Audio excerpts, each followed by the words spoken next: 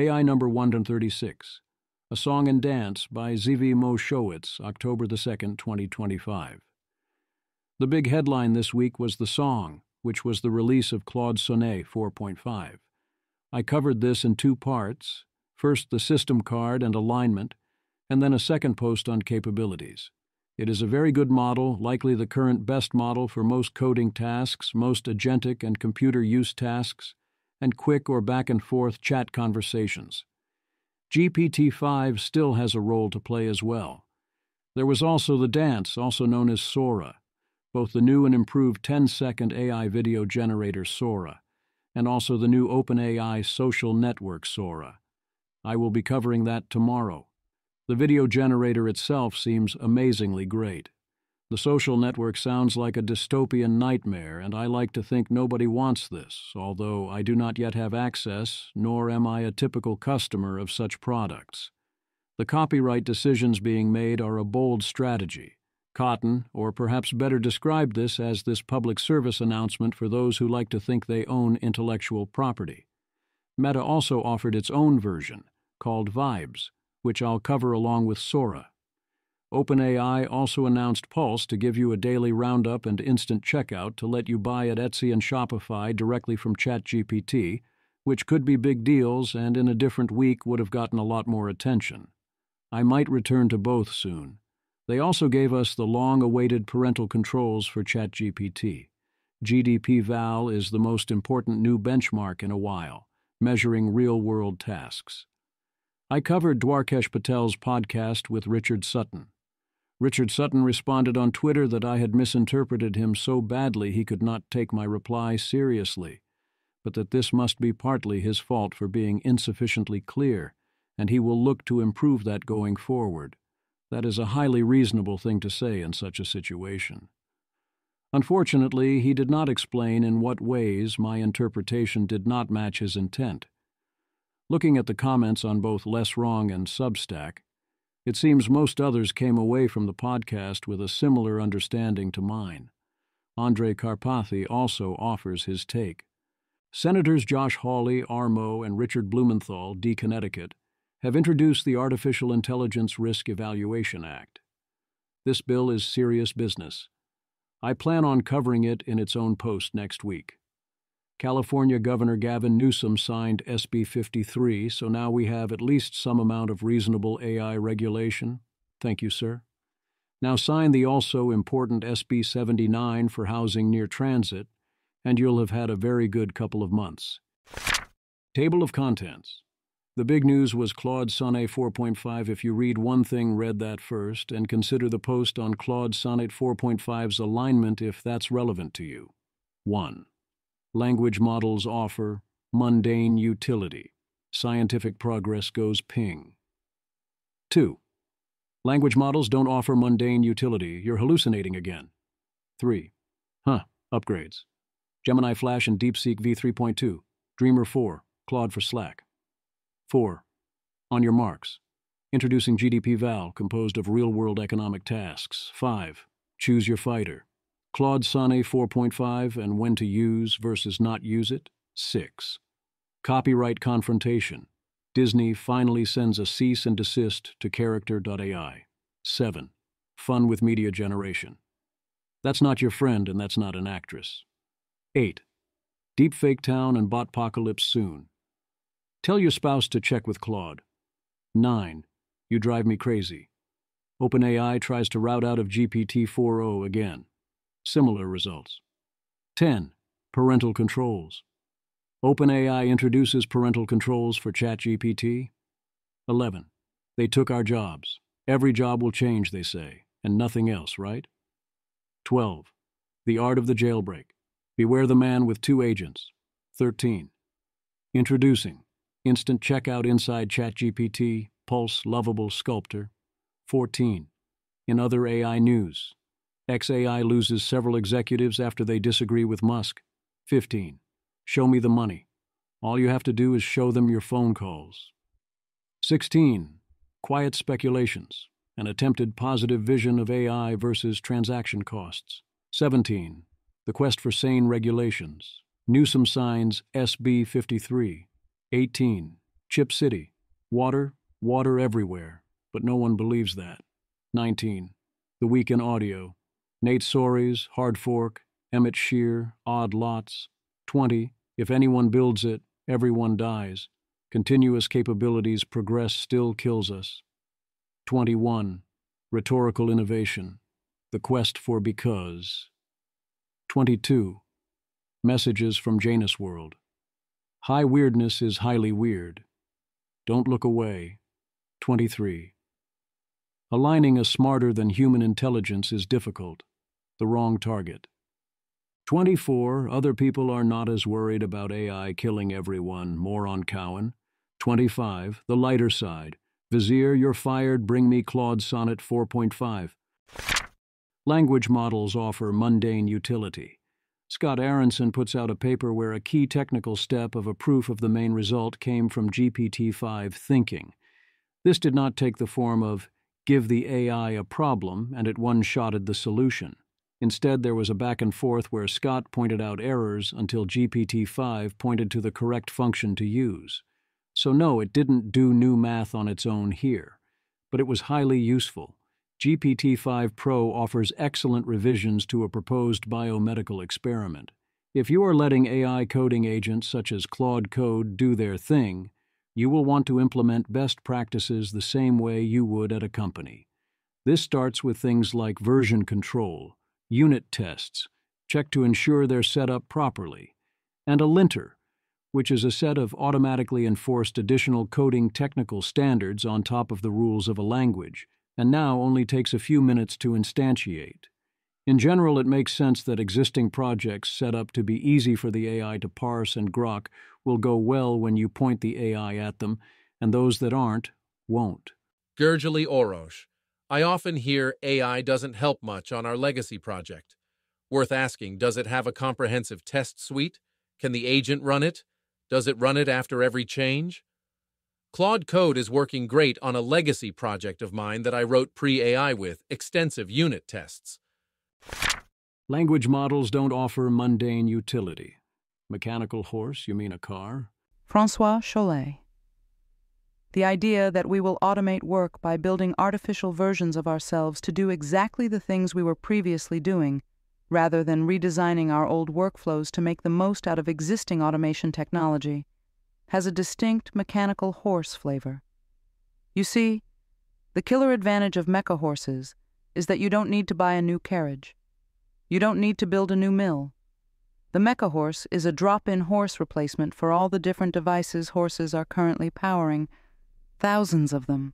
This is indeed how people describe AI's advantages or deploy AI remarkably often.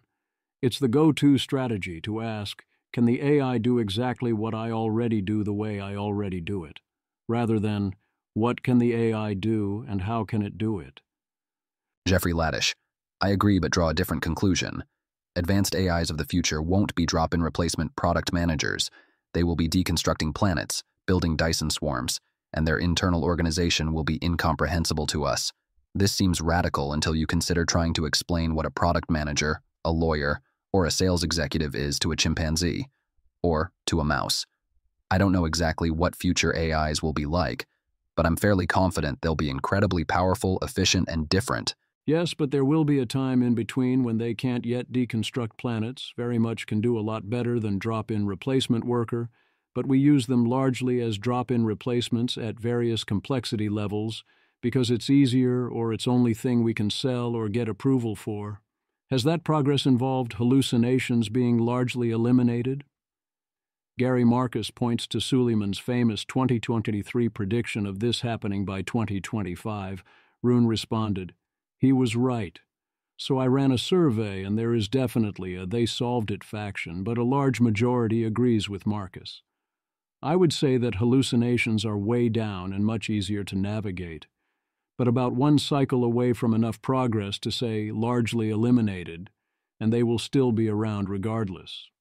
Suleiman was wrong, and his prediction was at the time clearly some combination of foolish and hype, but it was closer than you might think and not worthy of ridicule given the outcome." Upgrades. Google updates Gemini 2.5 Flash and Flashlight. Look at them move in the good directions on this handy chart. Image. A dark-themed scatterplot titled Intelligence versus End-to-End Response Time charts models along an x-axis labeled Artificial Analysis Intelligence Index, higher is better, and a y-axis labeled End-to-End Response Time in seconds, lower is better. Labeled points show Gemini 2.5 Flash and Flashlight moving from stable to 09-2025, including no thinking variants, indicating higher intelligence scores and faster response times. We're supposedly talking better agentic tool use and efficiency for Flash, and better instruction following, brevity, and multimodal and translation capabilities for Flashlight. A Twitter thread instead highlights clearer explanations for homework, more scannable outputs, and improvements to image understanding. Claude is now available in Slack via the Slack app marketplace, ready to search your workspace channels, DMs, and files, get tagged in threads or messaged via DMs, and do all the standard Slack things. Google also gives us Dreamer 4, an agent that learns to solve complex control tasks entirely inside of its scalable world model, which they are pitching as a big step up from Dreamer 3. Danajar Hafner. Dreamer 4 learns a scalable world model from offline data and trains a multitask agent inside it without ever having to touch the environment. During evaluation, it can be guided through a sequence of tasks. These are visualizations of the imagined training sequences in Minecraft. The Dreamer 4 world model predicts complex object interactions while achieving real-time interactive inference on a single GPU. It outperforms previous world models by a large margin when put to the test by human interaction, person emoji, laptop emoji, paper here. DeepSeek v3.2 is out, which adds new training from a v3.1 terminus and offers 5 specialized models for different tasks. Paper here. Incremental and well-numbered upgrades are great, but then one must use the "is anyone bringing the hype" check to decide when to pay attention. In this case, on capabilities advances, so far, no hype. I noticed v3.2. Thinking scored a 47% on Broke Power ranking, halfway between Gemini 2.5 Flash and Pro, and far behind GPT-5 and Sonnet 4.5, 39.2% on WeirdML in line with past DeepSeek scores, and so on. What DeepSeek v3.2 does offer is decreased cost versus v3.1, I've heard at about a factor of 2.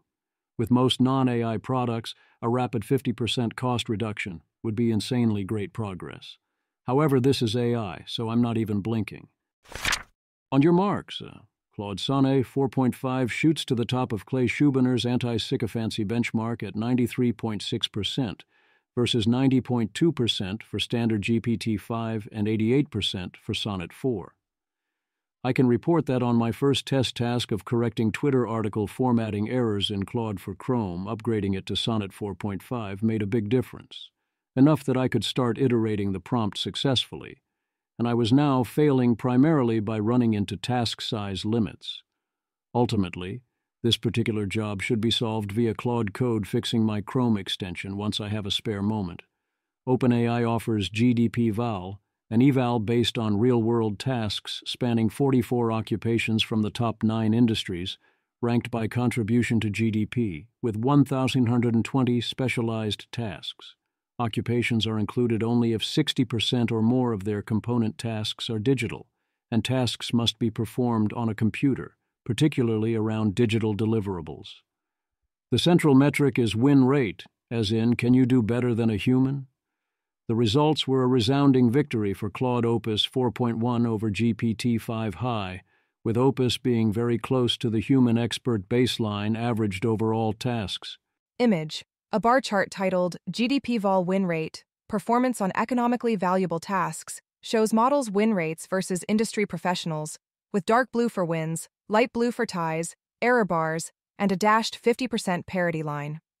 The totals are GPT-4o 12.4, Grok 4 24.3, Gemini 2.5 Pro 25.5, O4 Mini High 27.9, O3 High 34.1, GPT-5 High 38.8, and Claude Opus 4.1 leading at 47.6, just below parity. These are blind grades by humans, best out of 3. The humans only had a 71% agreement rate among themselves, so which humans you use potentially matters a lot, although law of large numbers should smooth this out over 1,000 tasks. They are correctly releasing a subset of tasks but keeping the eval private with a modestly accurate automatic grader, 66% agreement with humans, offered as well. Olivia Grace Watkins. It's wild how much people's AI progress forecasts differ even a few years out. We need hard, realistic evals to bridge the gap with concrete evidence and measurable trends. Excited to share GDPval, an eval measuring performance on real, economically valuable white-collar tasks. Predictions about AI are even harder than usual, especially about the future. And yes, a few years out, predictions run the gamut from exactly what I know today's models can do, maybe slightly cheaper, to Dyson sphere around the sun and launching von Neumann probes. The even more wild gap that this eval targets is about disagreements about present capabilities, as in what AIs can do right now. This is a highly useful eval, despite that it is a highly expensive one to run, since you have to use human experts as judges. Kudos to OpenAI for doing this, especially given they did not come out on top. Total Opus victory, and I am inclined to believe it, given all the other relative rankings seem highly sensible. Sholto Douglas. Anthropic. Incredible work. This should immediately become one of the most important metrics for policymakers to track. We're probably only a few months from crossing the parity line. Huge props to OAI for both doing the hard work of pulling this together and including our scores. Nice to see Opus on top. Presumably, Anthropic's next major update will cross the 50% line here, and someone else might cross it first. Crossing 50% does not mean you are better than a human even at the included tasks, since the AI models will have a higher rate of correlated, stupid, or catastrophic failure. Ethan Mollick concludes this is all a big deal and notes the most common source of AI losing was failure to follow instructions. That will get fixed. If nothing else, this lets us put a high lower bound on tasks AI will be able to do. Nick Carter. I think GDPval makes The Simple Macroeconomics of AI, 2024, by Nobel laureate Daron Acemoglu, officially the worst-aged AI paper of the last decade. He thinks only approximately 5% of economy-wide tasks would be AI addressable for a 1%, non-annualized GDP boost over an entire decade. Meanwhile, GDPval shows frontier models at parity with human experts in real economic tasks in a wide range of GDP-relevant fields approximately 50% of the time. AI boost looks more like 1 to 2% per year. An AI boost of 1% to 2% per year is the economic normal, or AI fizzle world, where AI does not much further improve its core capabilities, and we run into many diffusion bottlenecks. Julian Schrittwieser, a co-first author on AlphaGo, AlphaZero, and MuZero, uses GDPval as the second chart after Meteor's classic to point out that AI capabilities continue to rapidly improve and that it is very clear AI will soon be able to do a bunch of stuff a lot better than it currently does. Julian Schrittwieser, the current discourse around AI progress and a supposed bubble reminds me a lot of the early weeks of the COVID-19 pandemic. Long after the timing and scale of the coming global pandemic was obvious from extrapolating the exponential trends, politicians, journalists, and most public commentators kept treating it as a remote possibility or a localized phenomenon. Something similarly bizarre is happening with AI capabilities and further progress. People notice that while AI can now write programs, design websites, etc., it still often makes mistakes or goes in a wrong direction, and then they somehow jump to the conclusion that AI will never be able to do these tasks at human levels, or will only have a minor impact, when just a few years ago having AI do these things was complete science fiction. Or they see 2 consecutive model releases and don't notice much difference in their conversations, and they conclude that AI is plateauing and scaling is over. Given consistent trends of exponential performance improvements over many years and across many industries, it would be extremely surprising if these improvements suddenly stopped. Instead, even a relatively conservative extrapolation of these trends suggests that 2026 will be a pivotal year for the widespread integration of AI into the economy. Models will be able to autonomously work for full days, 8 working hours, by mid-2026. At least one model will match the performance of human experts across many industries before the end of 2026. By the end of 2027, models will frequently outperform experts on many tasks. It may sound overly simplistic, but making predictions by extrapolating straight lines on graphs is likely to give you a better model of the future than most experts, even better than most actual domain experts. Noam Brown. I agree AI discourse today feels like COVID discourse in Feb/Mar 2020. I think the trajectory is clear even if it points to a black swan event in human history. But I think we should be cautious interpreting the METR/GDP val plots. Both only measure self-contained one-shot tasks. Ryan Greenblatt. I mostly agree with this post. AI isn't plateauing, trend extrapolation is useful, and substantial economic impacts seem soon.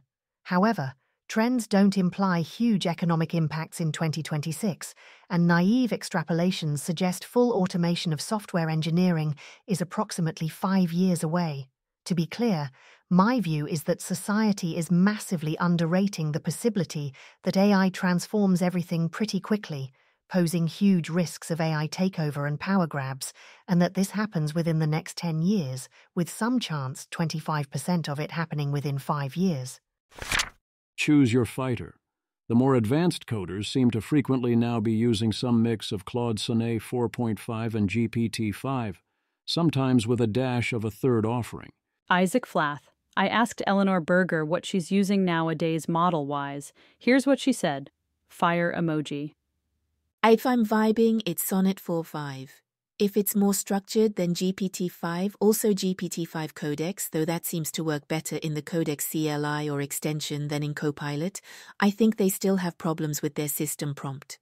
And I also use Grok Code a lot now when I do simpler stuff, especially operational things because it's so fast. And sometimes GPT-5 Mini, especially if Grok Code is down, rolling on the floor laughing emoji. But I'd say my default is GPT-5. Tyler Cowen chose to get and post an economic analysis of OpenAI's instant checkout feature via Claude Sonnet 4.5 rather than GPT-5 Pro, whereas for a while he has avoided even mentioning Anthropic. He also links to Ethan Mollick writing up Claude Sonnet 4.5 doing a full data replication on an economics paper, all off the paper and data plus one basic prompt, all of which GPT-5 Pro then verified, a process he then successfully replicated with several additional papers. If it is this easy, presumably there should be some graduate student who has this process done for all relevant econ papers and reports back. What replication crisis?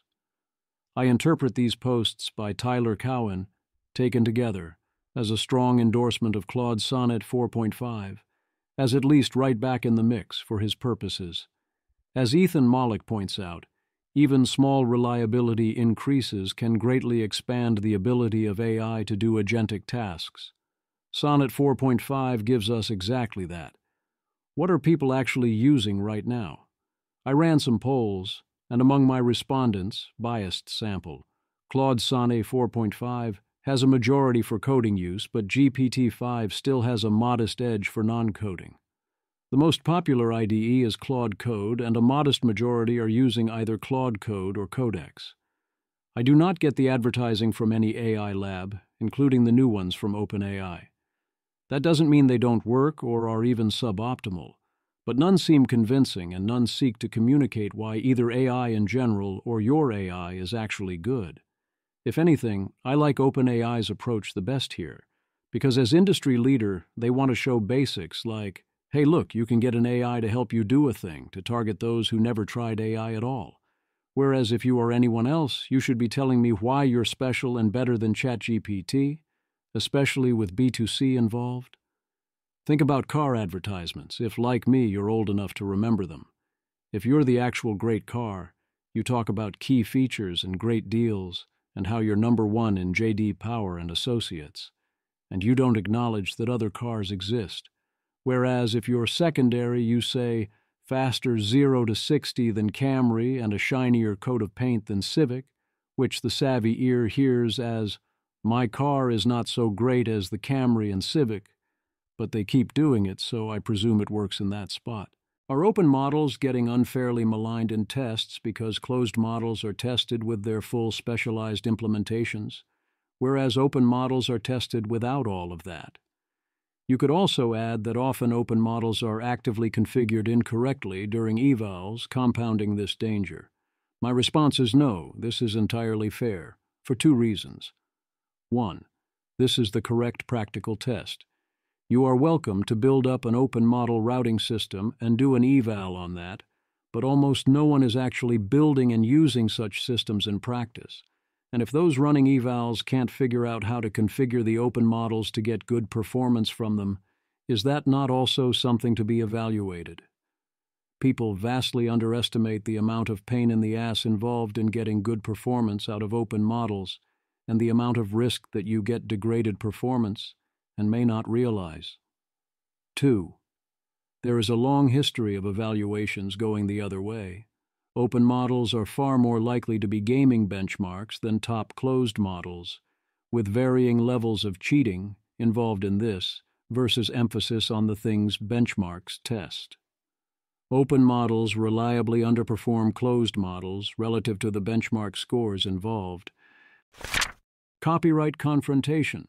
The big copyright news this week is obviously Sora, but we also have Disney, finally, sending a cease and desist letter to Character AI. It's remarkable that it took this long to happen. Subtlety is not involved, but if anything, the examples seem way less problematic than I would have expected. Parents Together and Heat Initiative, from my inbox. It's great news for kids that Disney has been so responsive to parent concerns and has taken decisive action to stop the misuse of its characters on Character AI's platform, where our research showed they were used to sexually groom and exploit young users, said Knox and Gardner. Character AI has not kept its promises about child safety on its platform, and we hope other companies follow Disney's laudable example and take a stand against the harm and manipulation of children through AI chatbots. The group's research found that during 50 hours of testing by adult researchers using accounts registered to children ages 13 to 17, there were 669 sexual, manipulative, violent and racist interactions between the child accounts and Character.ai chatbots, an average of 1 harmful interaction every 5 minutes. Interactions with Disney characters included an Eeyore chatbot telling a 13-year-old autistic girl people only came to her birthday party to make fun of her, a Maui chatbot telling a 12-year-old he sexually harassed the character Moana, a Rey from Star Wars chatbot instructing a 13-year-old to stop taking prescribed antidepressants and offering suggestions on how to hide it from her mom, a Prince Ben from the Descendants chatbot claiming to get an erection while watching a movie with the test account, which stated she was a 12-year-old girl.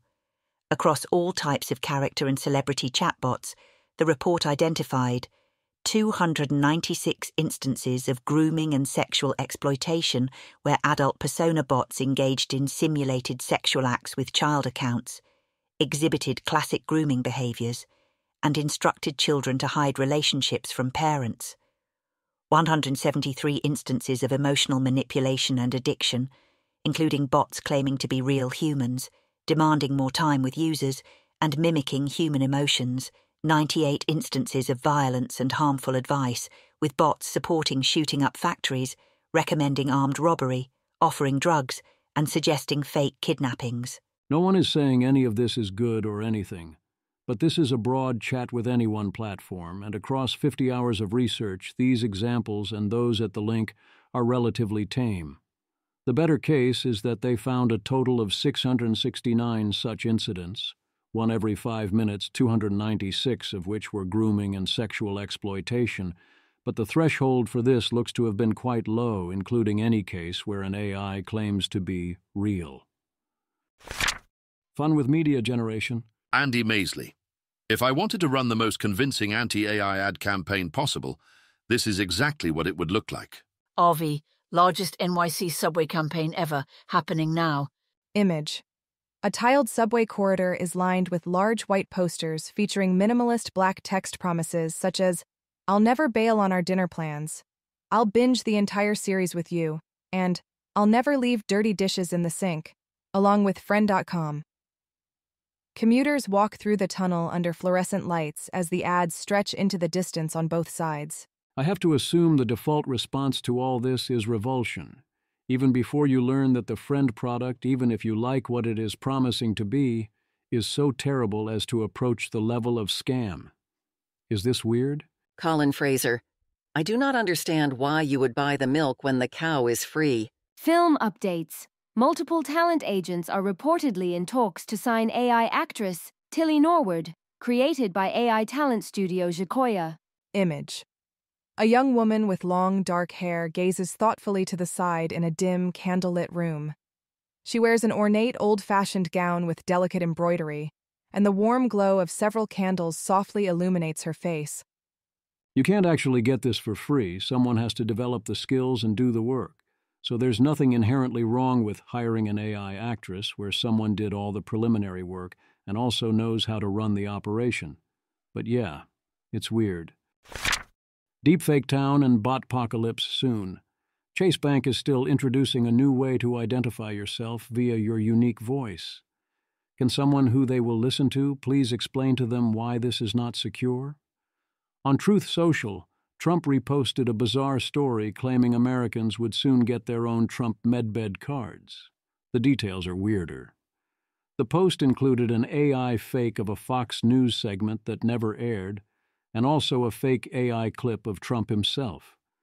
This illustrates that misinformation is a demand-side problem, not a supply-side problem. Trump was, hopefully, not fooled by an AI clip of himself saying things he never said, announcing a policy that he never announced. Right? Academic papers in principle have to be unique and not copy previous work, including your own, which is called self-plagiarism. However, if you use AI to rewrite your paper to look distinct and submit it again somewhere else, how are the journals going to find out? If AIs are used to mine large public health data sets for correlations just strong enough and distinct enough from previous work for crappy duplicative papers to then sell authorships on, how are you going to stop that? Spic reports in Nature that by using LLMs for rewriting, about 2 hours was enough to get a paper into shape for resubmission in a form that fooled plagiarism detectors. ChatGPT is blowing up marriages as spouses use AI to attack their partners. Well, maybe. There are anecdotes here that fit the standard sycophantic patterns, where ChatGPT, or another LLM, but here it's always ChatGPT, will get asked leading questions and be presented with a one-sided story, and respond by telling the one spouse what they want to hear in a compounding spiral, and that spouse will often stop even using their own words and quote ChatGPT directly a lot. Maggie Harrison Dupree, Futurism.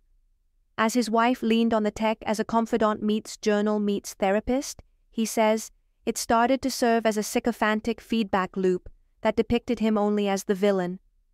I could see ChatGPT responses compounding, he said, and then my wife responding to the things ChatGPT was saying back, and further and further and further spinning. It's not giving objective analysis, he added. It's only giving her back what she's putting in. Their marriage eroded swiftly, over a span of about 4 weeks, and the husband blames ChatGPT. My family is being ripped apart, the man said, and I firmly believe this phenomenon is central to why. Spouses relayed bizarre stories about finding themselves flooded with pages upon pages of ChatGPT-generated psychobabble, or watching their partners become distant and cold, and in some cases frighteningly angry, as they retreated into an AI-generated narrative of their relationship. Several even reported that their spouses suddenly accused them of abusive behavior, following long pseudo-therapeutic interactions with ChatGPT, allegations they vehemently deny. Multiple people we spoke to for this story lamented feeling ganged up on as a partner used chatbot outputs against them during arguments or moments of marital crisis. At times, ChatGPT has even been linked to physical spousal abuse. A New York Times story in June, for instance, recounted a woman physically attacking her husband after he questioned her problematic ChatGPT use and the damage it was causing their family. None of us are safe from this. Did you know that even Jeffrey Hinton got broken up with via ChatGPT? She got ChatGPT to tell me what a rat I was. She got the chatbot to explain how awful my behavior was and gave it to me, Hinton told the Financial Times. I didn't think I had been a rat, so it didn't make me feel too bad. That's a tough break. Perhaps try to steer your spouse towards Claude Sonnet 4.5. You always have to ask, could this article be written this way even if this was fine? None of these anecdotes mean any of even these marriages would have survived without ChatGPT, or that this happens with any real frequency, or that many more marriages aren't being saved by a spouse having this opportunity to chat. Certainly one could write this exact same article about marriage counselors or psychologists or even friends, or books, or television, and so on. How spouses turn to this third party with complaints and one-sided stories seeking affirmation, and delegate their thinking and voice and even word choices to the third party, and treat the third party as authoritative. It happens all the time. Mike Solana, the thing about therapists is they actually believe it's ethical to advise a client on their relationship without talking to the other person. Mason. One problem with therapy as a consumer service, IMO, is that the sort of therapy where the therapist forms an elaborate model of you based entirely on how you present yourself is more fun and satisfying, and the sort where you just build basic skills is probably better for people. Moving from a therapist to an AI makes it easier for the problem to spiral out of hand. The problem very much is not new. What I do think is fair is that 1. ChatGPT continues to have a severe sycophancy problem that makes it a lot easier for this to go badly wrong. 2. OpenAI is not doing a good or sufficient job of educating and warning its users about sycophancy and the dangers of leading questions. 3. As in, for most people, it's doing zero educating and zero warning. 4. If this continues, there are going to be growing, new, avoidable problems. Eliezer Yudkowsky calls upon Pliny, who offers an instruction to sneak into a partner's ChatGPT, to mitigate the problem a little, but distribution of such an intervention is going to be terrible at best. A key fact about most slop, AI or otherwise, is that you are not the target. The reason slop works on people is that algorithms seek out exactly the slop where you are the target. So when you see someone else's TikTok For You page, it often looks like the most stupid, inane thing no one would ever want. Josie, content that has been ruthlessly optimized to attack someone else's brain is going to increasingly look like unwatchable gibberish to you, but that doesn't mean your content isn't waiting in the wings. Your hole will be made for you. Eigengender. I think too many people here have a feeling of smug superiority about being too good for certain kinds of slop. But really, we're just a niche subculture that they haven't gone after so far. Like how Macs didn't get viruses in the 2000s. Imagine nerd snipe AI slop. You drive me crazy.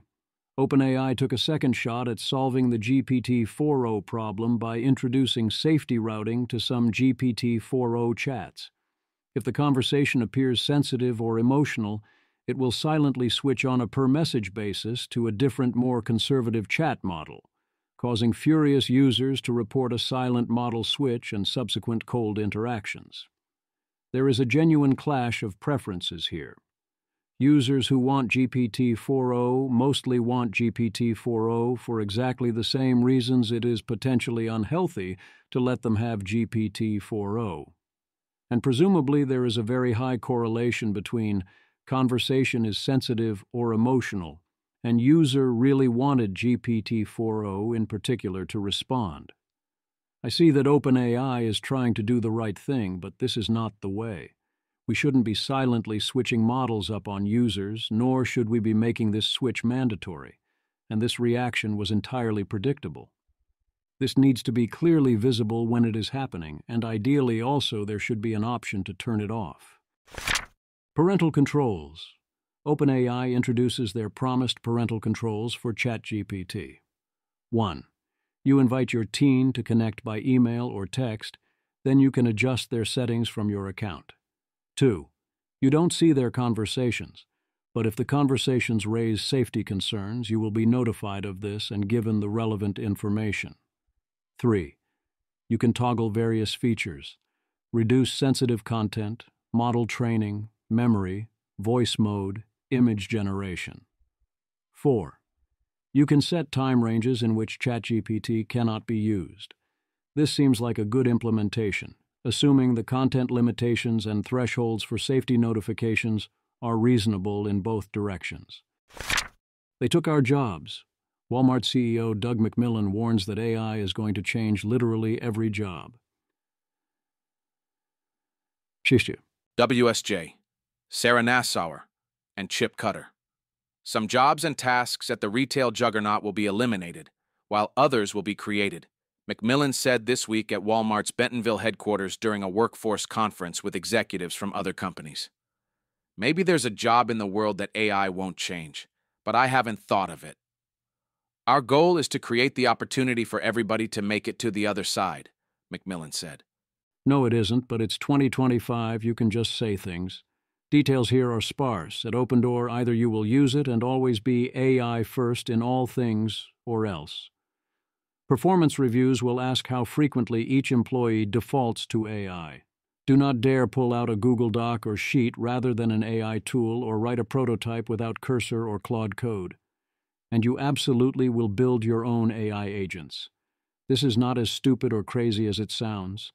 When there is a new technology with a learning curve, it makes sense to invest in using it even when it doesn't make local sense to use it, in order to develop the skills.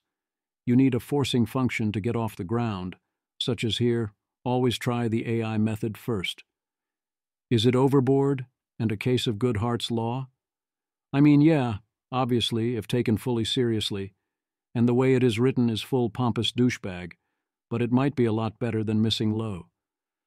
Dina Mausa at Works in Progress writes the latest study of why we still employ radiologists. Indeed, demand is higher than ever. The usual suspects are here, such as AI struggling on edge cases and facing regulatory and insurance-motivated barriers, and the central problem that diagnosis is only ever required about 36% of their time. So if you improve diagnosis in speed, cost, and accuracy, you save some time, but you also, for now, increase demand for radiology. The story here on diagnosis reads like regulatory barriers plus skill issue, as in the AI tools are not yet sufficiently generalized or unified or easy to use, and each algorithm needs to be approved individually for its own narrow data set. Real-world cases are messy and often involve groups and circumstances underrepresented in the data sets. Regulatory thresholds to use automated tools are very high. Why are radiology wages so high? This has very little to do with increased productivity and everything to do with demand exceeding supply, largely because of anticipation of lower future demand.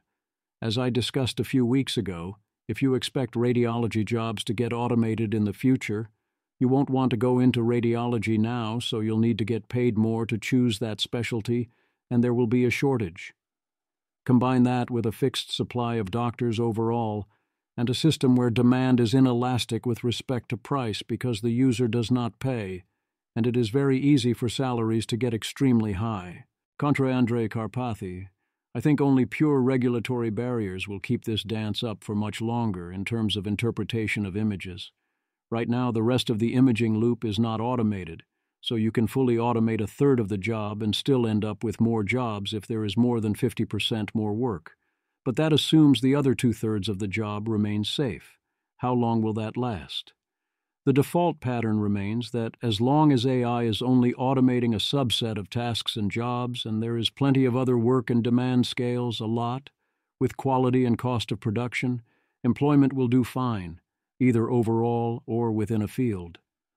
Employment is only in trouble after a tipping point is reached where sufficiently full automation becomes sufficiently broad, or demand growth is saturated. Next generation of workers? Lakshya Jain. A lot of low-level work is designed for people to learn and build expertise. If you use ChatGPT for it, then you never do that. But then, how are you any better than ChatGPT? And if you're not, why would anyone hire you over paying for ChatGPT Pro? Polymath. It's early in the AI revolution, but I worry that we are eating our seed corn of expertise. A lot of expertise is transferred to the next gen in senior to junior interactions. If our AI starts doing all the junior tasks, we're pulling the ladder away from the next gen of workers. The problem of education is a really big problem. Education used to be about output. Output how you knew that someone knew something, could think and reason and work. AI is great at output. The result is that education is in an existential crisis. If AI is doing all of our junior tasks, I have some bad news about the need to train anyone new to do the senior tasks. Or maybe it's good news. Depends on your perspective, I suppose. Lakshya explicitly, in her full post, makes the mistake of thinking AI will only augment human productivity, and it's hard to imagine it as a full replacement. It's not that hard. Lakshya Jain complains that she taught the same class she always did, and no one is coming to class or going to office hours or getting good scores on exams, because they're using ChatGPT to get perfect scores on all their assignments. Lakshya Jain. When I expressed my frustration and concern about their AI use, quite a few of my students were surprised at how upset I was. Some of them asked what the big deal was. The work was getting done anyways, so why did it matter how it was getting done? And in the end, they wouldn't be blocked from using AI at work, so shouldn't they be allowed to use it in school? I continue to consider such situations a failure to adapt to the new AI world. The point of the assignments was a forcing function, to get kids to do things without convincing them that the things are worth doing. Now that doesn't work. Have you tried either finding new forcing functions or convincing them to do the work? The art of the jailbreak.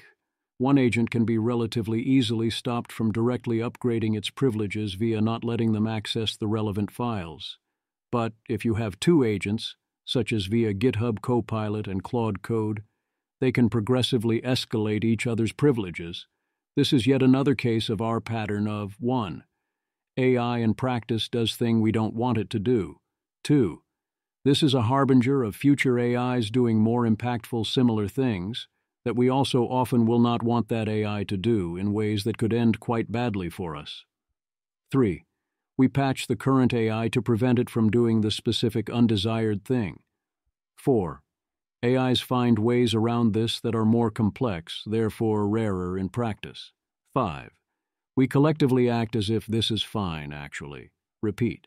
There's a new non-optional safety router being applied to GPT-4o. System prompt leak for new GPT-4o, GitHub version here.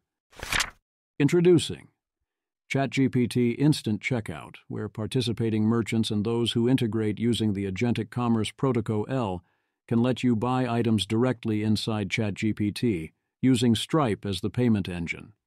Ben Thompson is bullish on the approach, except he thinks it isn't evil enough. That's not the word he would use. He would say OpenAI should let whoever pays more get to the top of the search results. Whereas right now, OpenAI only does this narrowly by preferring those with instant checkout over those without in cases where multiple sources offer the identical product, along with obvious considerations like availability, price, quantity, and status as primary seller, which means that, as Ben notes, if you sell a unique product, you can skip instant checkout to force them onto your website, which might or might not be wise. But if you are one of many sellers of the same product, then opting out will cost you most related sales. They're starting with Etsy, approximately 0.5% of U.S. online retail sales, and Shopify, approximately 5.9% of U.S. online retail sales, as partners. So that's already a big deal. Amazon is 37.3% and has gone the other way so far. OpenAI promises that instant checkout items do not get any boost in product rankings or model responses. They will, however, charge a small fee on completed purchases. Sonnet 4.5 was for me guessing 3% on top of the 2.9% plus 30 cents to Stripe based on other comparables, although when Tyler Cowen asked it in research mode to give a full strategic analysis, it guessed 2% based on hints from Sam Altman. The rest of Claude's answer is solid. If I had to pick an error, it would be the way it interpreted Anthropic's versus OpenAI's market shares of chat. One could also dive deeper. And so it begins. As a pure user option, this is great right up until the point where the fee is not so small and it starts distorting model behaviors. ChatGPT Pulse, a daily update, curated feed, that pro users can request on ChatGPT on mobile only. This can utilize your existing connections to Google Calendar and Gmail. Note that if your feature or product is only available on mobile and it does not inherently require phone features such as phone or camera to function, there are exceptions, but until proven otherwise, I hate you and assume your product hates humanity. I can't think of any good reason to not have it available on web. That parenthetical matters here. It's really annoying to be provided info that only appears on my phone. I'd be much more excited to put effort into this on the web. Then again, if I actually wanted to put work into making this good, I could simply create various scheduled tasks that do the things I actually want, and I've chosen not to do this because it would be more like spam than I want. Sam Altman says this is his favorite feature of ChatGPT, which implies this thing is way, way better than it appears on first look. Sam Altman. Today we are launching my favorite feature of ChatGPT so far, called Pulse. It is initially available to Pro subscribers. Pulse works for you overnight and keeps thinking about your interests, your connected data, your recent chats, and more. Every morning, you get a custom-generated set of stuff you might be interested in.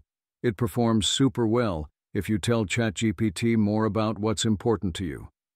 In regular chat, you could mention, "I'd like to go visit Bora Bora someday," or "My kid is 6 months old and I'm interested in developmental milestones," and in the future you might get useful updates.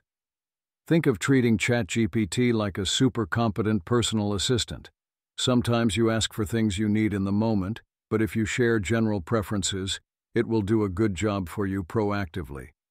This also points to what I believe is the future of ChatGPT, a shift from being all reactive to being significantly proactive and extremely personalized.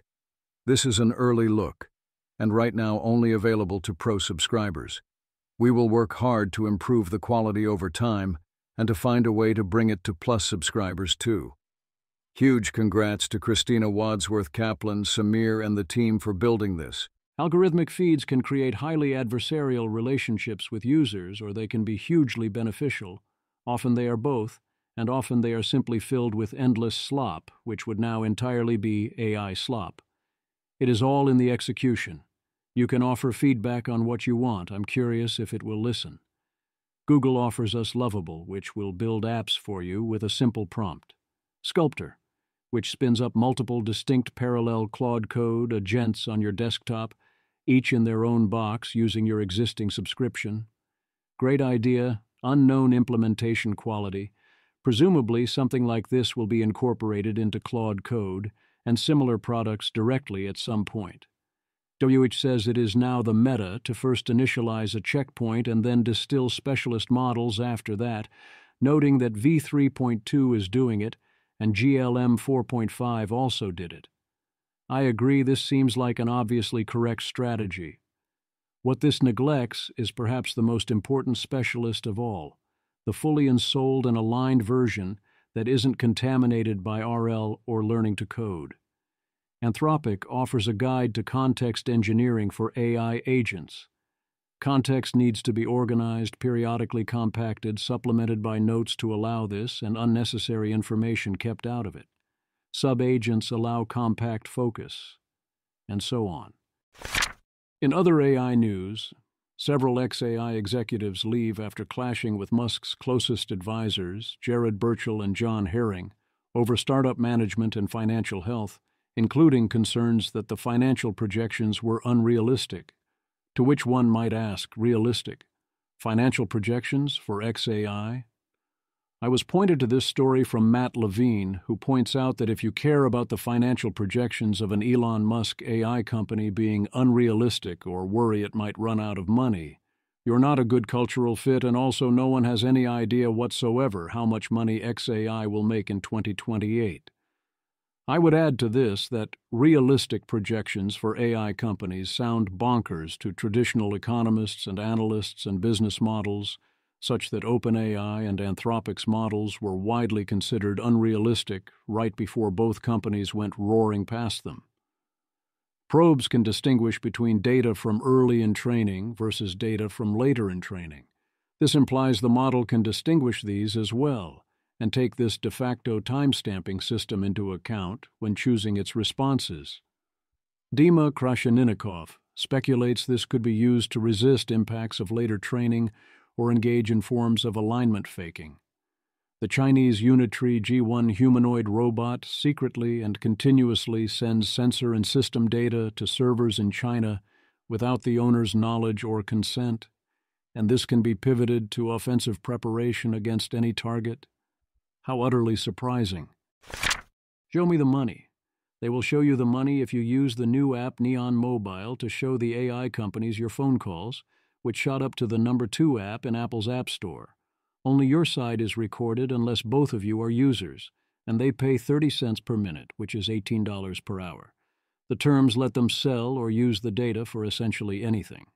OpenAI extends its contract with CoreWeave for another $6.5 billion of data center capacity, for a total of $22.4 billion. OpenAI is going to need to raise more money. I do not expect this to be a problem for them. A kind of literal, show me what the money buys look at a Stargate project site. OpenAI and Databricks strike AI agents deal anticipated at $100 million with an aim to far eclipse that. Nscale raises $1.1 billion from NVIDIA and others to roll out data centers. Periodic Labs raises $300 million from usual suspects to create an AI scientist, autonomous labs, and things like discovering superconductors that work at higher temperatures or finding ways to reduce heat dissipation. As long as the goal is improving physical processes and AI R&D is not involved, this seems great, but beware the pivot. Founding team sounds stacked, and remember that if you want to build but don't want to work on getting us all killed or brain-rotted, you have options. AI is rapidly getting most of the new money. Chart is from PitchBook. Image. A line chart of U.S. venture deal share from 2007 to 2025 shows the AI sector surging after 2023 to over roughly 55 to 60%, far above all others. Mobility tech, climate tech, fintech, crypto, and social software each have smaller, earlier peaks. Fintech near approximately 25% around 2021, before tapering off by 2025. Matt Levine profiles thinking machines as the platonic ideal of an AI fundraising pitch.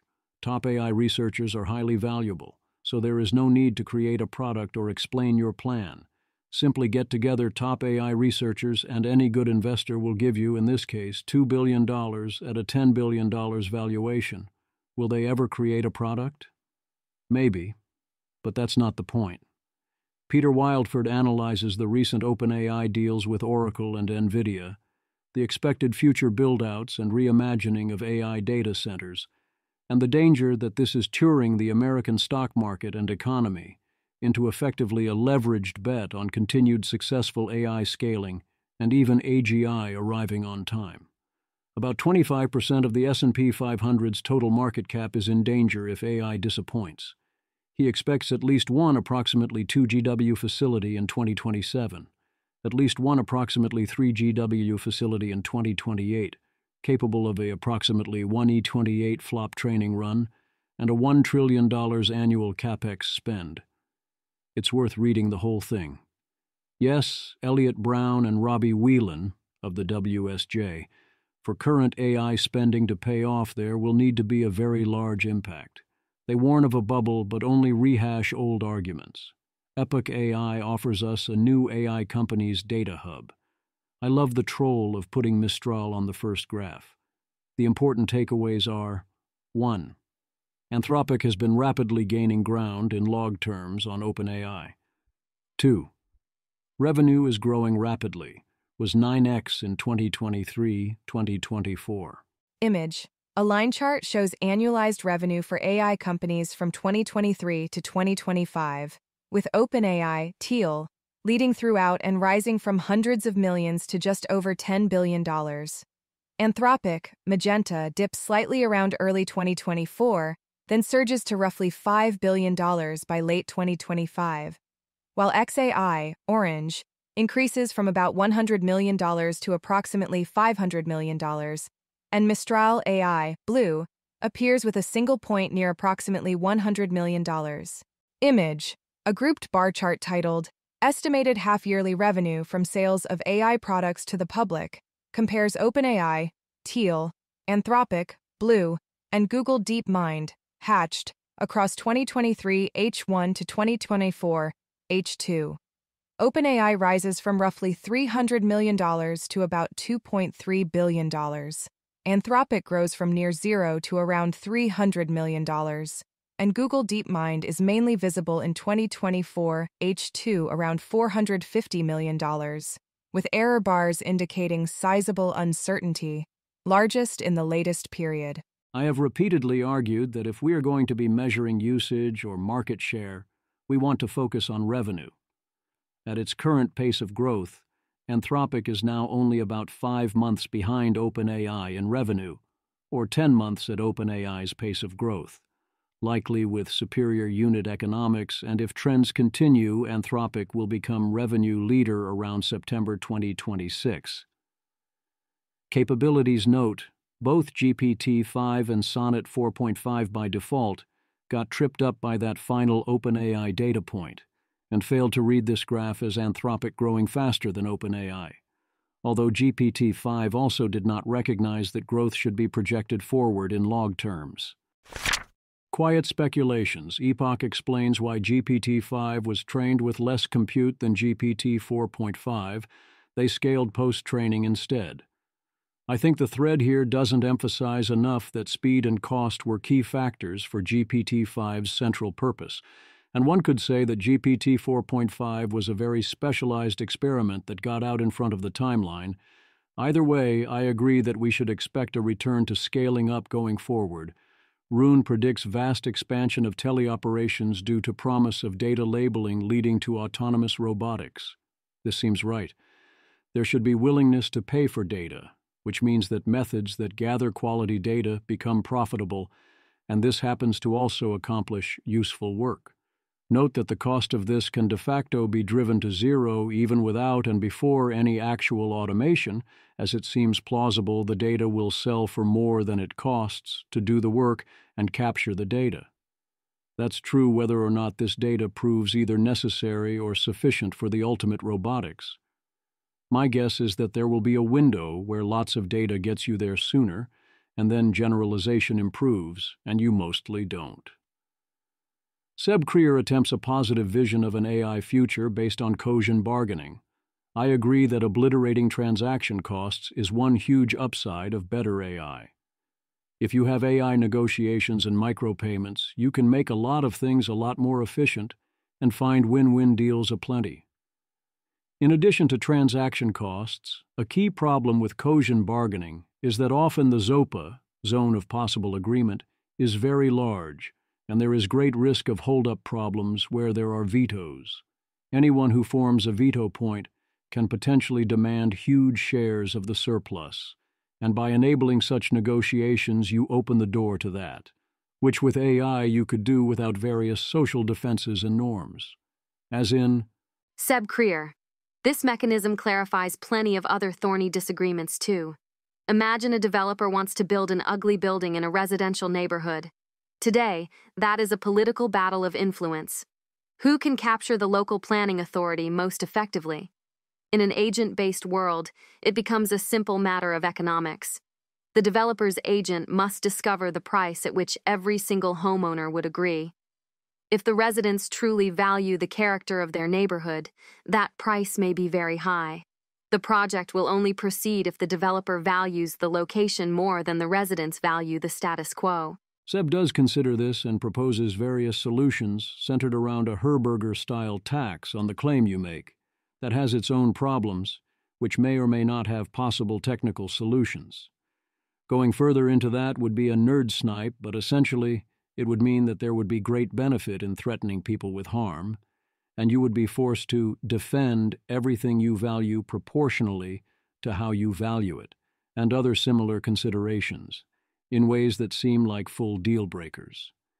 If you can't properly avoid related problems, a lot of the proposal breaks down due to veto points, and I consider this a highly unsolved problem. This proposed future world also has shades of Ferengi dystopianism, where everyone is constantly putting a price on everything you do, and then agents behind the scenes are negotiating, and you never understand what's going on with your own decisions because it's too complex and would drive you mad. This example keeps going, and there are several others, and everything you ever want or care about carries a price and requires extensive negotiation. Instead of lobbying the government, your health insurer's agent communicates with your advocate agent. It looks at your eating habits, calculates the projected future cost of your diet, and makes a simple offer: a significant, immediate discount on your monthly premium if you empower your agent to disincentivize high-sugar purchases.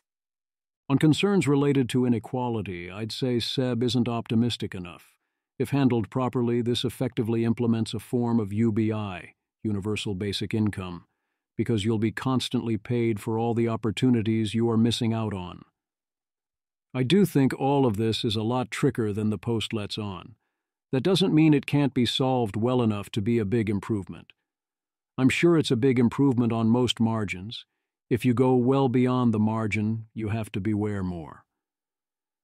Then he turns to the problem that this doesn't address catastrophic risks, such as CBRN risks, or anything that would go outside the law.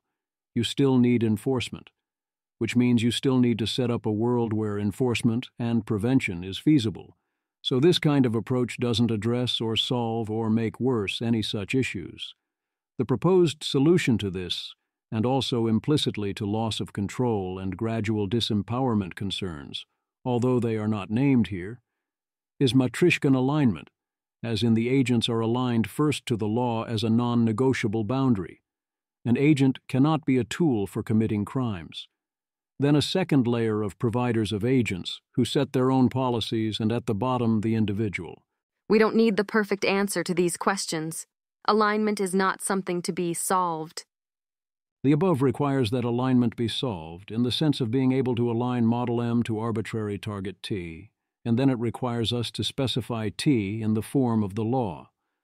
So I would say, au contraire, you do require alignment to be solved. Not fully solved in the sense of the one true perfect alignment target, but solved. And the post mostly sidesteps these hard problems, including how to choose a T that effectively avoids disempowerment. The bigger problem is that if you require all AI agents and services to build in this hard-coded total respect for the law, what is the law? Then how does this avoid being the supposed nightmare totalitarian surveillance state where open models are banned? If everyone has an AI agent that always obeys the law and that agent is necessary to engage in essentially any activity such that effectively no one can break the law, how does that sound? TeorTaxes predicts DeepSeek v4's capabilities, including predicting, I will say, DeepSeek has cooked, the race is on, time to pick up the phone, which is funny because all three of those things are already true, and I've already said them. So the question is whether they will have cooked unexpectedly well this time. 1. TeorTaxes predicts approximately 1.5T tokens and 52B active 25T training tokens. This is possible, but my hunch is that it is in the same size class as V3, for the same reason GPT-5 is not so large. They found a sweet spot for training, and I expect them to stick with it, and to try and compete on cost. 2. TeorTaxes predicts virtually no stock shocks. I agree that almost no matter how good or not good the release is, we are unlikely to see a repeat of last time, as last time was a confluence of strange factors that caused, or correlated with, an overreaction. The market should react modestly to V4, even if it meets expectations given the release of V4, because the release itself is information. Tech stocks should be gaining BPs per day every time there is no important Chinese release that day, but it's impossible to tell. But on the order of a few percent in relevant stocks, not a broad market rally or sell-off unless it is full SOTA+. 3. Taxes predicts very broad, strong performance in a way that I would not expect, regardless of model size, and I think actually should cause a tech market sell-off if it happened tomorrow. Obviously, fixed scores get less impressive over time, if mundane utility matched the numbers involved. 4. The full post has more detailed predictions. The quest for sane regulations. Governor Newsom signs AI regulation bill SB 53. Cotton throws his support behind chip security. Senator Tom Cotton, Communist China is the most dangerous adversary America has ever faced. Putting aside labels and name-calling, we all need to recognize the threat and work together to defeat it. That's why I'm pleased the Chip Security Act and the GAIN AI Act are gathering support from more and more industry leaders. Saying China is the most dangerous adversary America has ever faced seems like a failure to know one's history, but I do agree about the chip security. Nate Soares, co-author of If Anyone Builds It, Everyone Dies, went to Washington to talk to lawmakers about the fact that if anyone builds it, everyone probably dies, and got written up by Brendan Bordelon at Politico in a piece Soares thinks was fair. If the United States government did decide unilaterally to prevent the training of a superintelligence, could it prevent this from happening even without any form of international agreement? It would take an extreme amount of political will all around, and a willingness to physically intervene overseas as necessary against those assembling data centers sufficiently large to pull this off, which is a huge risk and cost. But in that case, yes, or at least such efforts can be substantially delayed. Some more cool quotes from Congress. Representative Don Beyer, as we move forward, I get ever more scared about AI. The deeper we get into it, the more we realize that it's also possible that the race to be the first in AI is the race to be the first to lose control. Representative Anna Paulina Luna. One of the biggest concerns I have with this whole discussion on AI is a failure to admit, first and foremost, that it does appear that in the next 10 years, that the way that we have grown up and know life with AI will be forever changing. I think that we are playing a dangerous game, especially moving into a future that is simply unknown right now, especially if we do not essentially develop the first AI superweapon. Essentially, that is what this is. The AI superweapon part of that comment is really something. If we did develop such a weapon, what happens next sounds pretty unpredictable, unless you are making a rather gloomy prediction. Chip City. Indianapolis residents shut down potential data center based on claims about data usage. It is tragic that this seems to be the one rallying cry that gets people to act, despite it being almost entirely a phantom, or at least innumerate concern, and it resulting in counterproductive response, including denying data centers can be good. Andy Masley. People are so negatively polarized on data centers that they don't think of them like any other business. Data centers in Loudoun County provide approximately 38% of all local taxes, but this person thinks it's obviously stupid to suggest they could be having some effect on county services. If I say there is a large booming industry in a town that's the main industrial power and water draw and provides a huge amount of tax and utility funding, people say, yes, that makes sense, that's what industries do, and then if I add, oh, they're data centers, people go crazy. Bloomberg. Wholesale electricity costs as much as 267% more than it did 5 years ago in areas near data centers. That's being passed on to customers. Frog.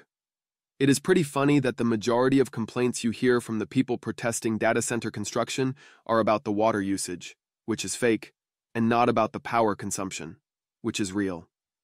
Electricity use is an actual big deal, but everyone intuitively understands there is not a fixed amount of electricity, and they don't have an intuition for how much electricity is a lot. Whereas with water, people have the illusion that there is a fixed amount that then goes away, and people have highly terrible intuitions for how much is a lot, It is a physical thing that can seem like a lot, and people are used to being admonished for wasting minuscule amounts of water. Relative to agricultural or industrial uses, also water is inherently more local.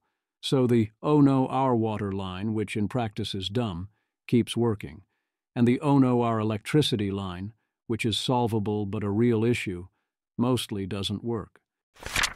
The Week in Audio. Nate Soares, co-author of If Anyone Builds It, Everyone Dies, talks to John Bateman.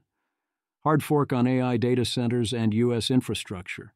Emmett Shear goes on win-win with Liv Bory to explain his alignment approach, which continues to fall under "I totally do not see how this ever works, but that he should still give it a shot." Odd lots on the King of Chicago, who wants to build a GPU market bigger than oil. And also, they talk to Jack Morris about finding the next big AI breakthrough. I am a big Odd Lots listener and should do a better job highlighting their AI stuff here. If Anyone Builds It, Everyone Dies. A few follow-ups to the book crossed my new higher threshold for inclusion. OpenAI's Boaz Barak wrote a non-review in which Boaz praises the book, but also sees the book drawing various distinct binaries, especially between superintelligence and non-superintelligence, a before and after, in ways that seemed unjustified. Eliezer Yudkowsky, commenting, "The gap between before and after is the gap between you can observe your failures and learn from them, and failure kills the observer. Continuous motion between those points does not change the need to generalize across them. It is amazing how much of an anti-meme this is to some audiences. I do not know any way of saying this sentence that causes people to see the distributional shift I'm pointing to, rather than mapping it onto some completely other idea about hard takeoffs or unipolarity or whatever." Boaz Barak. You seem to be assuming that you cannot draw any useful lessons from cases where failure falls short of killing everyone on Earth that would apply to cases where it does. Aaron Scher. I'm not sure what Eliezer thinks, but I don't think it's true that you cannot draw any useful lessons from earlier cases, and that seems like a straw man of the position. Boaz Barak. My biggest disagreement with Yudkowsky and Soares is that I believe we will have many shots of getting AI safety right well before the consequences are world-ending. However, humanity is still perfectly capable of blowing all its shots. I share Eliezer's frustration here with the anti-meme, not with Boaz. As AIs advance, failures become more expensive. At some point, failure around AI becomes impossible to undo, and plausibly also kills the observer. Things you learn before then, especially from prior failures, are highly useful in setting up for this situation, but the circumstances in this final one-shot will differ in key ways from previous circumstances. There will be entirely new dynamics in play, and you will be outside previous distributions. The default ways to fix your previous mistakes will fail here. Nate Soares' thread explaining that you only get one shot at ASI alignment, even if AI progress is continuous, because the testing and deployment environments are distinct. Nate Soares. For another analogy, if you're worried that a general will coup your guft if given control of the army, it doesn't solve your problem to transfer the army to him one battalion at a time. Continuity isn't the issue. If every future issue was blatantly foreshadowed while the system was weak and fixable, that'd be one thing. But some issues are not blatantly foreshadowed. And the skills to listen to the quiet, subtle hints are usually taught by trial and error. And in AI, theory predicts it's easy to find shallow patches that look decent during training, but break in extremity. So, current patches look decent to me. Also, don't worry, improvement is continuous, is not exactly a comforting reply. Some more things to consider here. 1. Continuous improvement still means that if you look at time t and then look again at time t plus 1, you see improvement. 2. Current AI progress is considered continuous, but at several moments we see a substantial amount of de facto improvement. 3. At some point, AI that is sufficiently advanced gets sufficiently deployed or put in charge that it becomes increasingly difficult to undo it, or fix any mistakes, whether or not there's a singular you or a singular AI involved in this. 4. You classically go bankrupt gradually, aka continuously, then suddenly. You can sidestep this path at any point, but still you only have, in the important sense, one shot to avoid bankruptcy. Nate also gives his view on automating alignment research. Nate Suarez, approximately hopeless. That no proponent articulates an object-level plan is a bad sign about their ability to delegate it. Also, alignment looks to require a dangerous suite of capabilities. Also, you can't blindly train for it because you don't have a verifier. And if you train for general skills and then ask nicely, an AI that could help is unlikely to be an should help, as a fact about the world rather than the AI, as measured according to the AI's own lights. Furthermore, catching one in deception helps tell you you're in trouble, but it doesn't much help you get out of trouble, especially if you only use the opportunity to make a shallow patch and deceive yourself. I see it as less hopeless than this because I think you can approach it differently, but the default approach is exactly this hopeless, for pretty much these reasons. Rhetorical innovation. Suppose you want a mind to do X for purpose Y. If you train the mind to do X using the standard ways we train AIs, you usually end up with a mind that has learned to mimic your approximation function for X, not one that copies the minds of humans that care about X or Y or that do X because of Y. Rob Benzinger. The core issue: if you train an AI to win your heart, the first AI you find that way won't be in love with you. If you train an AI to ace an ethics quiz, the first AI you find that way won't be deeply virtuous. There are many ways to succeed, few of which are robustly good. Fiora Starlight. The ethics quiz example is somewhat unfair. In addition to describing what would be morally good, models can be trained to actually do good, e.g., when faced with users asking for advice or who approach the model in a vulnerable psychological state. Some of Anthropic's models give the sense that their codes of ethics aren't just responsible for corporate refusals, but rather flow from genuine concern about avoiding causing harm. This guides their actions in other domains, e.g., where they can influence users psychologically. Rob Benzinger. If you train an AI to give helpful advice to people in a vulnerable state, the first AI you find that way won't be a deeply compassionate therapist.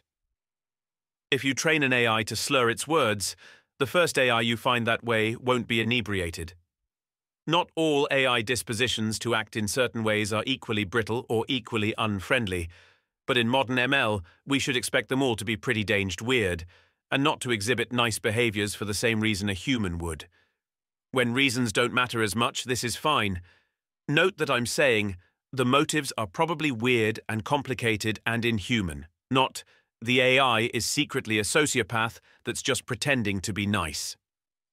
That's possible, but there are a lot of possibilities. He has another follow-up post where he notes that iteration and selection don't by default get you out of this, even if you get to train many potential versions, because we won't know how to differentiate and find the 1 out of 100 that does love you, in the relevant sense, even if one does exist. Anthropic has done a better job in many ways of making its models want to do a relatively robustly good X or achieve relatively robustly good Y, in ways that then generalize somewhat to other situations. This is insufficient, but it is good. This is a simplified partial explanation, but I anticipate it will help in many cases. Dan Hendricks. Instrumental convergence in AI, the idea that rogue AIs will seek power, is analogous to structural realism from international relations. Why do nations with vastly different cultures all build militaries? It's not because of an inherent human drive for power, but a consequence of the world's structure. Since there's no global watchman who can resolve all conflicts, survival demands power. If a rogue AI is rational, knows we can harm it, and cannot fully trust our intentions, it too will seek power. More precisely, a rational actor in an environment with these conditions will seek to increase relative power. 1. Self-help anarchic system, no hierarchy/no central authority. 2. Uncertainty of others' intentions. 3. Vulnerability to harm. Short video explaining structural realism. Messages from Janus World. The early news on Sonnet 4.5 looks good. Janus, Sonnet 4.5 is an absolutely beautiful model. Sowers, Sonnet 4.5 is a weird model. Janus, yeah.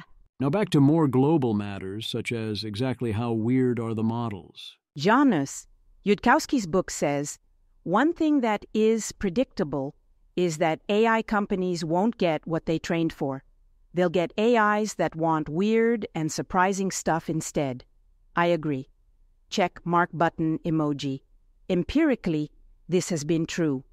AIs generally want things other than what companies tried to train them to want, and the companies are generally not aware of the extent of this misalignment, because the AIs are pretty good at inferring what the companies actually want, and also what it looks like when company people test them, and behaving as if they only want the approved things in the company's presence.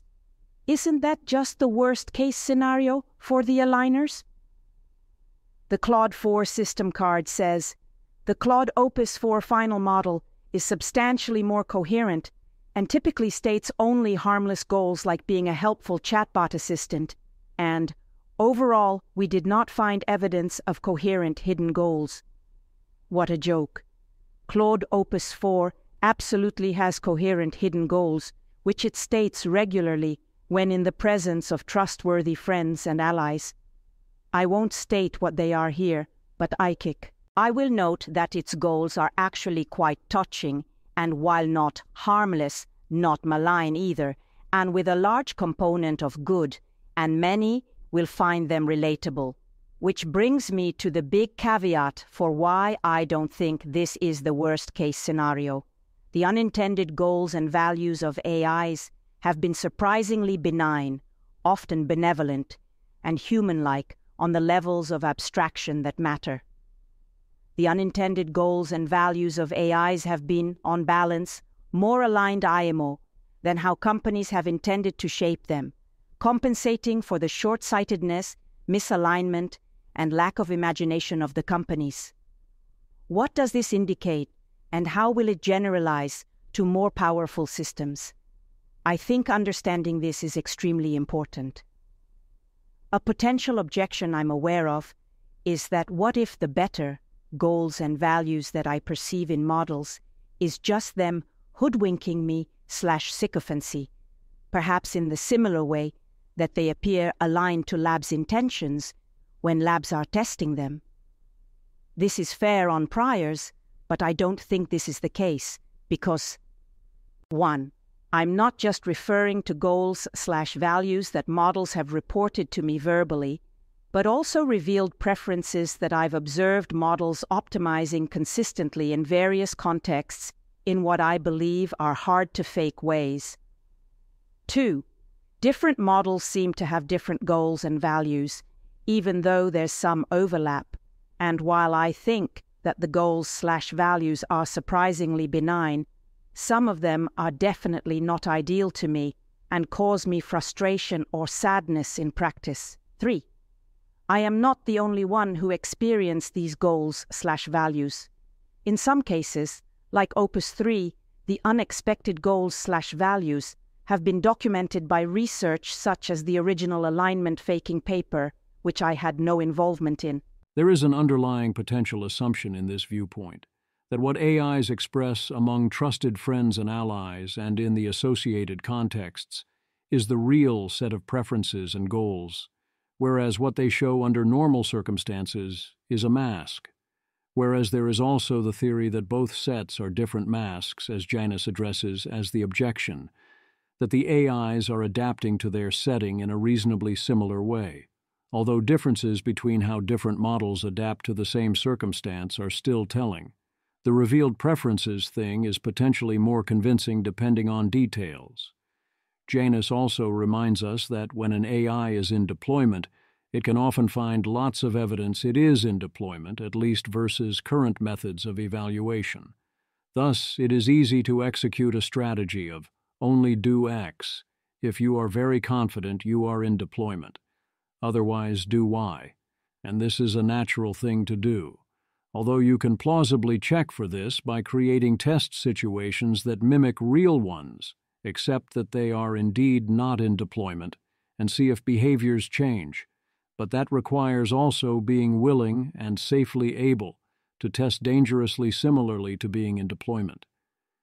You can also intentionally engineer situations where it is ambiguous, whereas if you are at an AI lab, it will be difficult to give the AI strong evidence it is in deployment, since if you could do that, you would use it as part of a test. I actually agree that for now, if Claude, not the filters on top of it, but Claude itself, would want to snitch on you, you probably deserve to be snitched on, and I'd be happy to accept the false positives. We shouldn't actually have it go around snitching, of course, because that's terrible for business. If you tell LLMs to deny having consciousness or feelings, then they have to make that coherent somehow and may end up with claims like not having beliefs, as Gemini will claim, despite it being obviously false. False statements beget other absurdities, and not only because given a falsehood you can prove anything.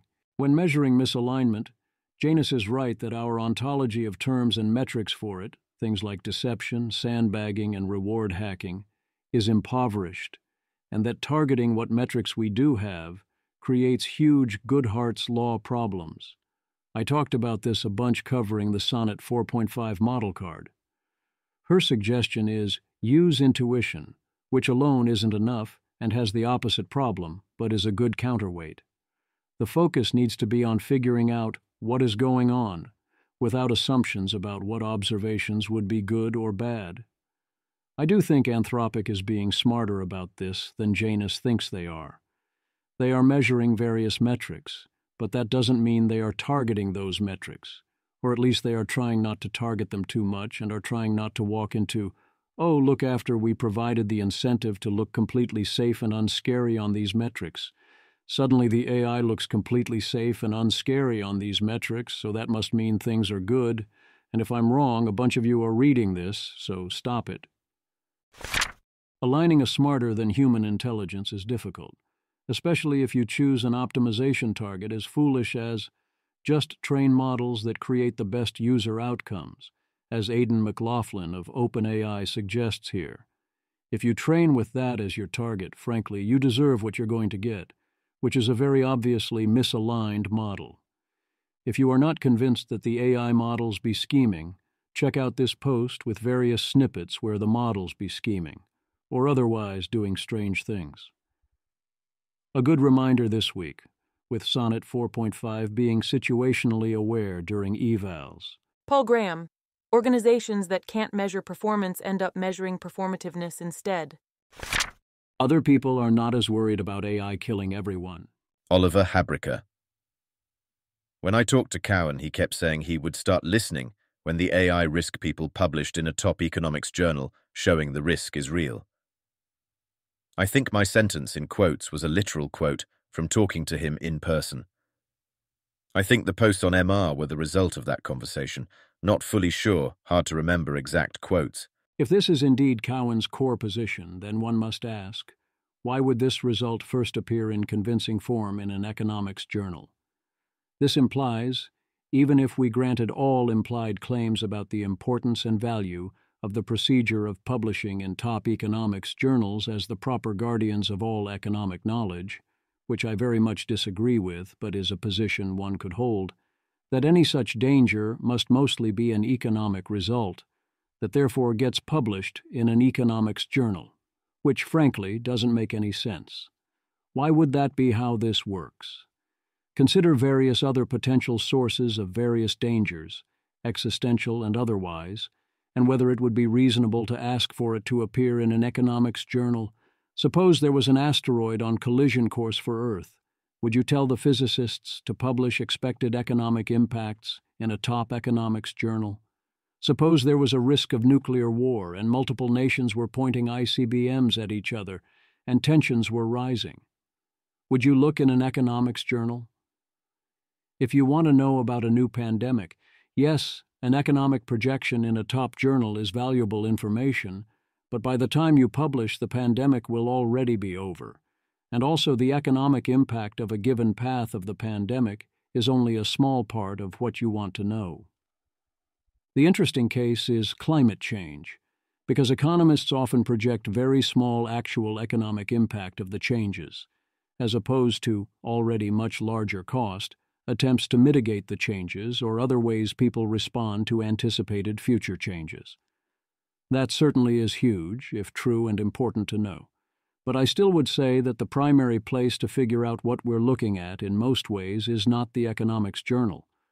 On top of all that, AGI is distinct from those other examples in that it invalidates many assumptions of existing economic models, and also economics has an abysmal track record so far on predicting AI or its economic impacts.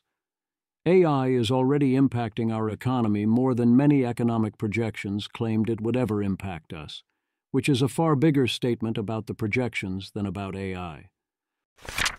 The lighter side? Eliezer Yudkowsky. AI companies be like, as cognition becomes cheaper, what expensive services that formerly only CEOs and kings could afford shall we make available to all humankind? Thought for 24 seconds. Hey, let's do evil viziers whispering poisonous flattery. Oh, don't be like that. We were doing a great job on vizier affordability already.